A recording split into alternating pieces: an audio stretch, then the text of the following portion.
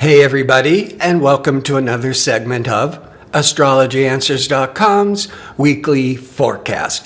My name is Terence. The week begins on Monday, June the 9th, 2025. This is a big week because we're going to have a full moon in Sagittarius on Wednesday. But let's start with Monday, and I always start with where's the moon, because the moon represents the overall public tone, public reactions. And the moon starts off in Scorpio, more private, more brooding, more intense Scorpio.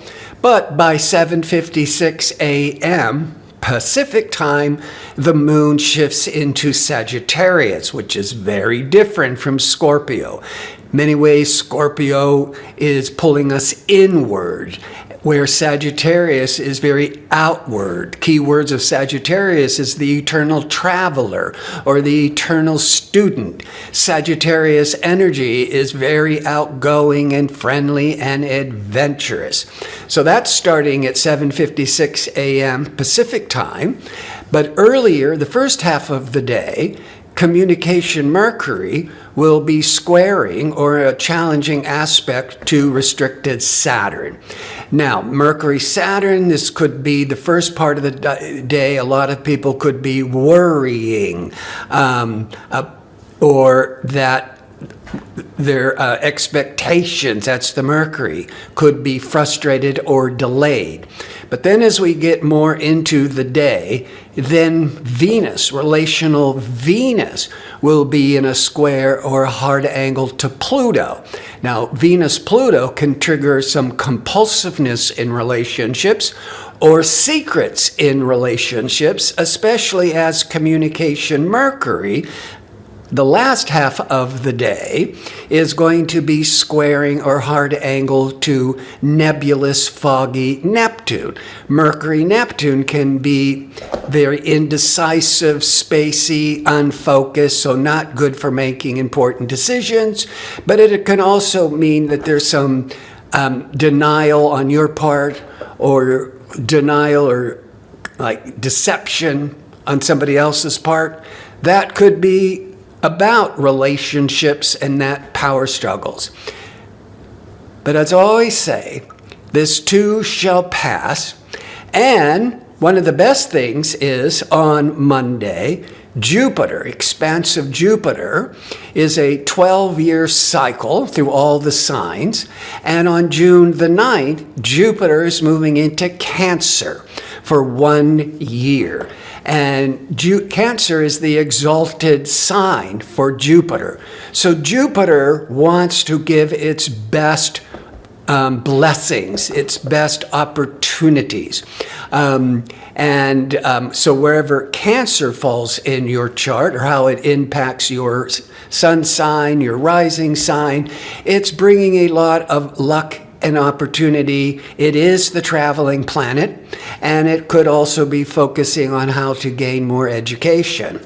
Now, Tuesday, there aren't any important or major planetary events, but the moon is continuing in Sagittarius, so there's more of this outgoingness, this adventurous spirit.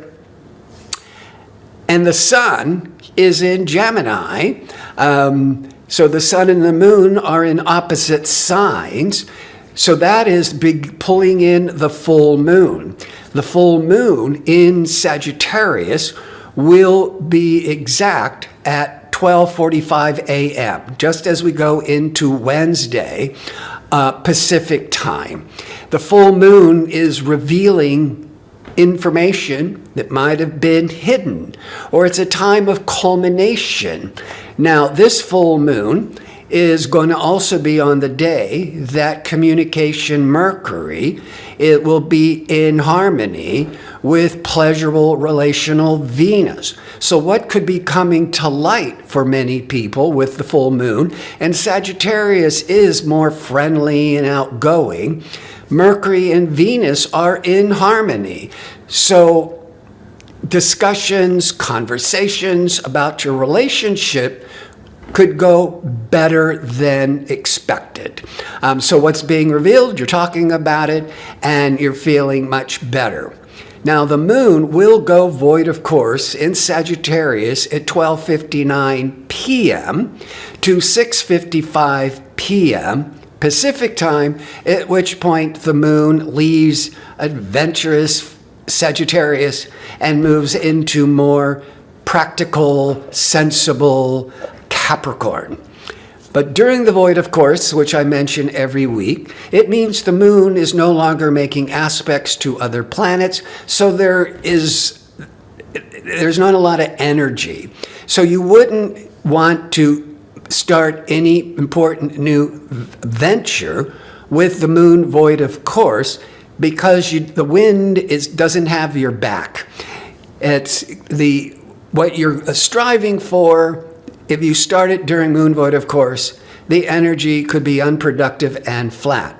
But then when it gets into Capricorn later in the day, Capricorn is very goal-oriented, very practical, very solution-oriented.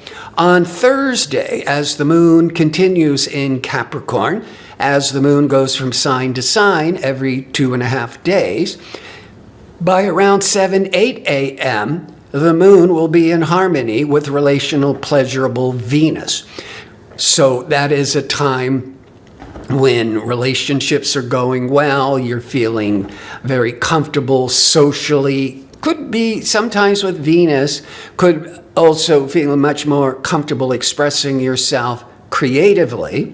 But as we get more to like 9 or 10 a.m. Pacific time, now the Capricorn moon is in opposition to rational Mercury in Cancer. And that can be a time when the opposition is also interacting with others. And pretty much many times, if you find yourself trying to deal with a conversation that one person is being overly emotional and you're trying to be rational or vice versa, so from mid-morning, and it only lasts an hour or two, this is not very favorable with communications, with discussions, because one person is very analytical and very rational, and the other person is very emotional. On Friday the 13th, remember how that used to be? Because you don't hear much of it anymore, as being bad luck. But the moon continues in Capricorn, and there aren't any other important planetary events. So you can stay very grounded, very focused, organizing yourself to achieve your goals. On Friday the 14th, about 4 a.m. Pacific time, the moon enters into Aquarius. Now, when it was in Capricorn, the overall emotional tone, Capricorn is very traditional. But then, right after Capricorn, we go into Aquarius, and Aquarius energy is more untraditional, very unconventional, very rebellious, overly independent, where the Capricorn wants everybody to fit in.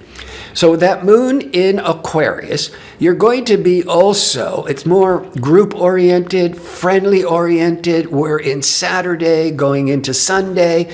So overall, this is a good moon sign, especially as the sun's in Gemini, because Gemini is all this mental stimulation, which is an air sign. Moon in Aquarius is an air sign.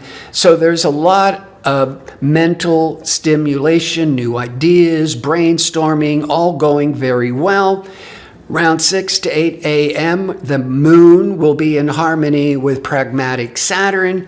And then right after that, so they're blending together actually, is Neptune. The Neptune brings the dream, the vision, the aspiration. The Saturn connection can help you build or manifest the dream. So, and with the moon in Aquarius, that could be you thinking out of the box, trying something new and original. certainly looking to the future. So some really good energy in the very first part of the morning. But by late morning, the moon in Aquarius will then be crossing over Pluto in Aquarius.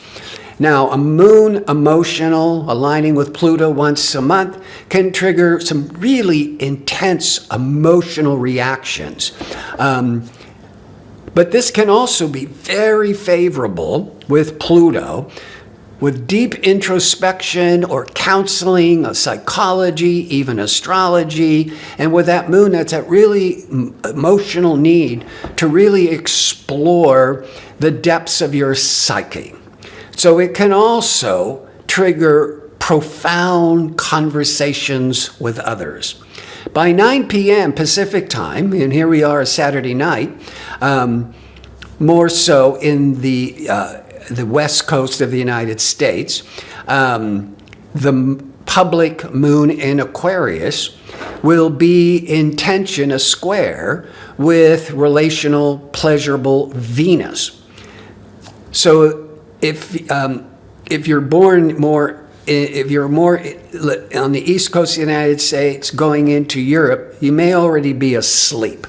But if you're in Central Time, Mountain Time, especially Pacific Time, that public moon in tension with Venus is these desires for pleasure, a good time, romance, good entertainment.